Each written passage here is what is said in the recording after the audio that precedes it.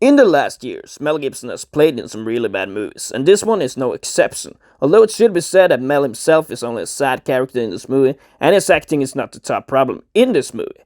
The movie is about a bank robber that was renowned as a mastermind of disguises who could rob banks as fast as a mouse could run. Just that exact fact is just the problem with this movie, because all the robberies are done in the flash and becomes more a part of a montage. You can see the clever way he does it with all the disguises and how easy he can do it because of the low security. But you don't really appreciate the bank robbing action because it all goes by way too fast. The movie is sadly much more about his life and everything around the bank robbing. The love story with him and Andrea takes a lot of the focus in the story, and it's just not entertaining enough. In movies like this, you need good characters, and the casting needs to be in high gear. But in this case, they haven't done the job. The movie suffers as a whole, and it just becomes very boring. The main character, played by Josh Duhamel, who takes up the fake name as Robert Whiteman, is the only interesting character, but you feel it's not enough to carry this movie alone.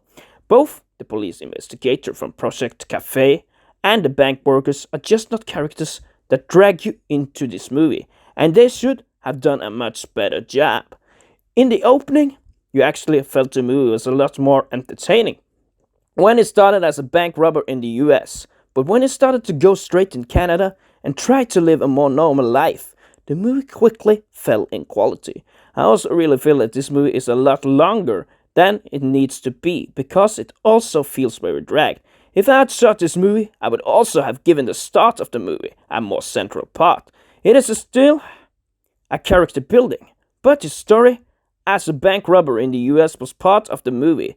That seemed more interesting the way it was filmed. Of course, as he was the most renowned bank robber in Canadian history, that had to be a central part of the movie. But if you had written the characters better, I think this movie could have been way less boring.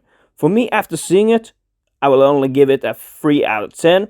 But of course, there's always a chance that you may like it better.